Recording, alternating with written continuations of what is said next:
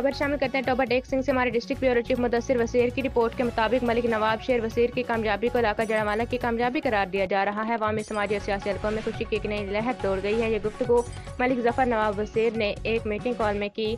मजीद कहा कि मलिक नवाब शेर वसीर एक दर्दमंदाना अवामी और मुखलिस सियासतदान हैं। उन्होंने हमेशा अवामी खिदमत को अपना नस्बुलैन बनाया। उनकी कामयाबी दरअसल अवाम के एतमाद, मोहब्बत और उम्मीदों की जीत है। इस मीटिंग में सदर वसीर वेलफेयर फाउंडेशन पाकिस्तान साहबजादा मोहम्मद अयूब खान वसीर, सदर city press club Kamalia Malik मंजूर हुसैन फरीदी वसीर, मलिक आरिफ वसीर नंबरदार, मलिक मजहर Farid Punjab police, Malik Amanullah Wasir Okara, Malik Azhar Toba take Singh, Malik Mohammad शरीफ लाहौर, मोहतरम शाह मोहम्मद अलवी वसीर और डॉक्टर मोहम्मद इब्राहिम जाहिद वसीर मौजूद थे।